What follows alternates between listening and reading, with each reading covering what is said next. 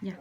Hola amigos, mi nombre es Ashley y vamos a jugar con este Kinetic Sand y estos juguetes de pescados.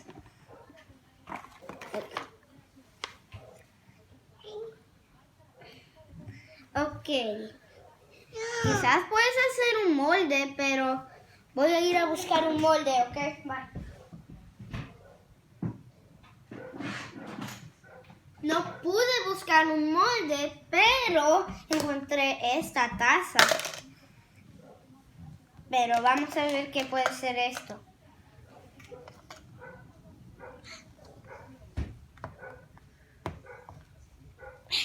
Yay.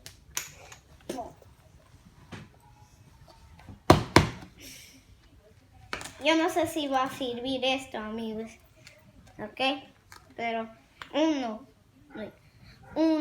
2, 3. ¡Wow! Hagamos más, ¿ok?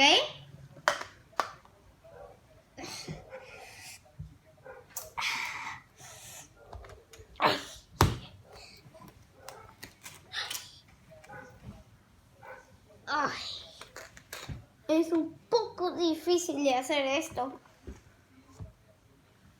Oh, y les iba a decir, si quieren comprar esto, lo puedes comprar en Target, ¿ok?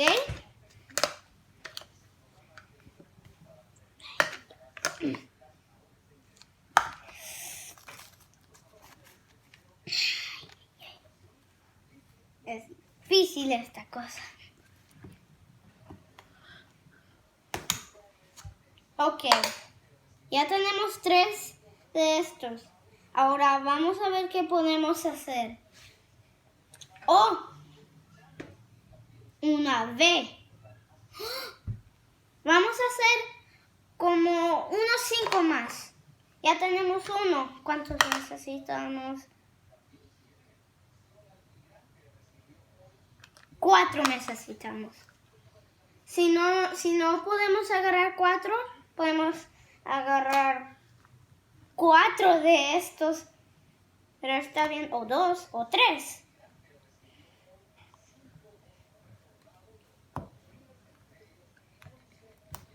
Ok. Ok, no tenemos más de esta arenita y ya se me gastó toda la arena. Ahora tenemos 3. Pero sí, no se ve bien bonito, ¿verdad?